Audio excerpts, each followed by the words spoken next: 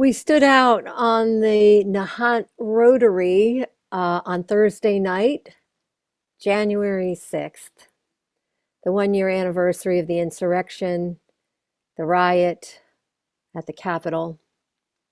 Debbie Boggs told me about the Rally for Democracy. It was one of thousands across the nation. People were holding signs that said things like, hold them accountable and protect democracy. Almost everyone held small candles. Many of them had been brought from our church.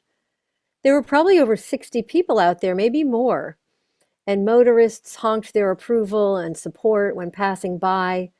Jim Olivetti was wrapped in an American flag. At least a dozen other members of UUCGL were there. It was heartening.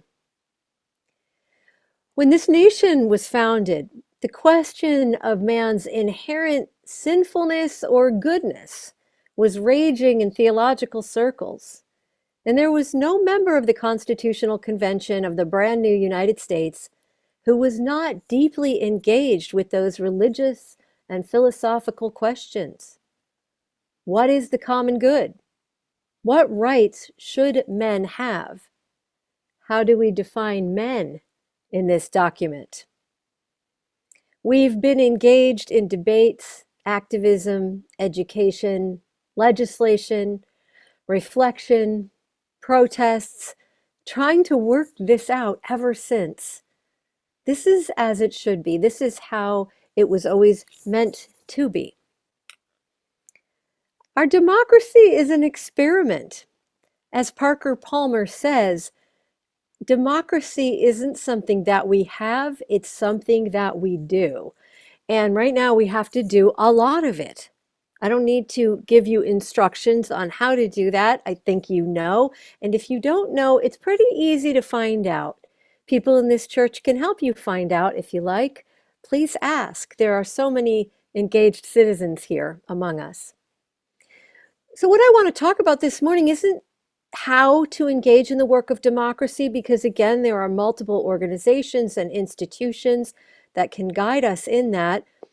For instance, the UU Mass Action and so many other organizations. I want to talk more about the heart of democracy, the heart of civic life. Not the how to engage in the legislative process, but in what spirit we participate in it, how we engage our mind and our hearts on a constant basis so that our citizenship is grounded in something deep and sustaining enough to carry us through times of failure and danger, such as the one we're in right now. Kenneth and I were checking in last night about this service, and he said he was on the struggle bus due to the COVID surge, and I laughed because I love that expression. I feel like I'm also on the struggle bus right now. There is, of course, the isolation of trying to avoid getting sick and all the decision making that we have to engage in around that, and it's tiring and we're tired of it. Much harder for me, though, is my simmering anger.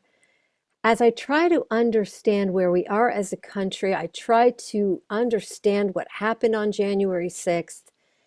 And as I watch and try to figure out my own role in our assaults, in the assaults I constantly see on our civic life, I'm questioning a lot what we have generally accepted as civility. When do good manners become an excuse not to engage responsibly on behalf of the commonwealth and the common good? I'm struggling with that, and I'm trying to find a way to speak to people, for instance, about just things as simple as mask mandates, to confront them in a not an uncivil way, but to give them information that I know they already have, but they need to be reminded of. I think they do. For instance, saying to people, do you know that masks are required everywhere indoors in Swampscott right now? And not to lose it if they respond defensively with misinformation. Somebody said, we're not in the middle of a pandemic. or if they respond with belligerence. I hope it's okay to quote Debbie Boggs here, who recently had one of these, I want to say confrontation, but let's call it engagement, because confrontation implies a kind of anger that isn't, that we're trying not to lead with. She responded to someone who was belligerent with her in a wonderful way. She said, "You live in a society," and I love that. Did you just snap, Claire? I love that. Yeah. Sir, you live in a society. That's 100% accurate. It's just a statement of fact. And it's actually impossible to argue with. It's very much also a Unitarian Universalist affirmation. We live in a society. It's not uncivil to remind people of that fact and to break the veneer of politeness that allows us sometimes to walk around pretending everything is okay when someone right in that space is endangering everyone else in the room or the store or wherever it is. I'd be interested in hearing your thoughts about this. Where are you engaging where you had not previously maybe wanted to say something? I wasn't surprised to see so many members of our congregation out there at the Nahant Rotary the other night, because we know that there's something really powerfully encouraging about being together, making a statement in community. In this case, at the January 6th vigil, we weren't there as UUCGL, we were there as Americans. But I remembered a compliment that I heard years ago from a woman in Maryland when the local UU congregations were going to a lot of reproductive rights protests and actions at the Planned Parenthood clinics in Baltimore, which were being surrounded by aggressive anti-choice protesters who had taken to harassing every woman who went into the clinic, whether for an abortion or for any other healthcare procedures. These actions were called peaceful presence, and we simply showed up. We simply showed up and surrounded the space with peace and support.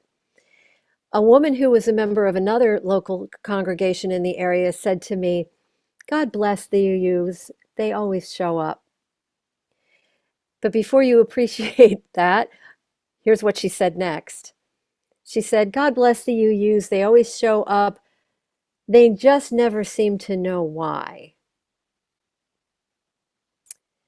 This is an accusation I get tired of as a religious minority serving in a pluralistic religious tradition, as if we are somehow required by the dominant Christian culture to speak a theological language that they recognize and respect in order to justify our social justice commitments.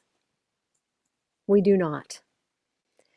But we should regularly revisit, clarify for ourselves, and become more confident articulating what interior convictions, moral promptings, and spiritual yearnings that do bring us into community to learn to live beyond our littleness, or as the Unitarian minister A. Powell Davies put it, to stretch our hearts enough to lose their littleness. We do this not because a Christian activist in Maryland feels that we owe her a theological explanation, but for ourselves to know who we are, to stoke the fire that burns within our hearts and make it stronger by naming and identifying its elements. We show up, we speak up, because we know, we are convicted that we are tied in what Dr. King called an inescapable network of mutuality.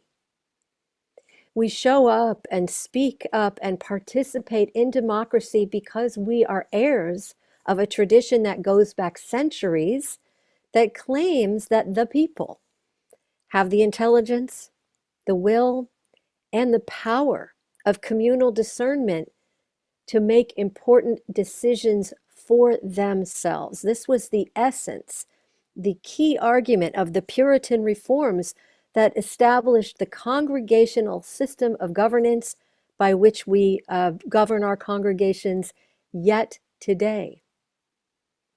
We show up and we speak up and we join committees and we agree to serve our term as board members and officers of the board and treasurers and chairs, because we know from the guidance of our conscience and from lived experience, again, over centuries, that none of us has all the wisdom that we need to lead us forward.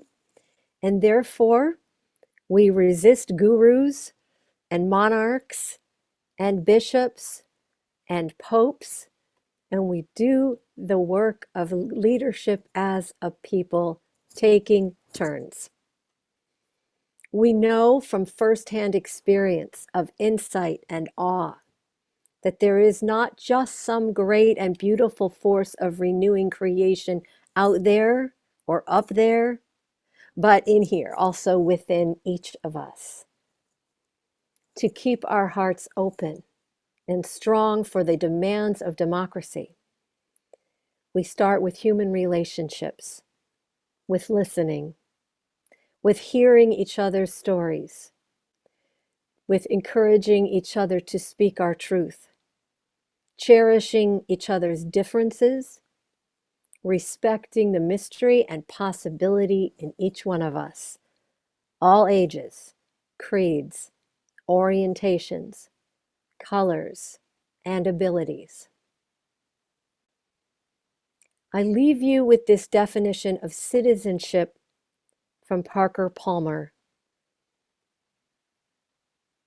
Citizenship is a way of being in the world, rooted in the knowledge that I am a member of a vast community of human and non-human beings that I depend on for essentials I could never provide for myself. I hope that we will enter into 2022 with that spirit of humility and reverence and appreciation as we call the beloved community into being again and again.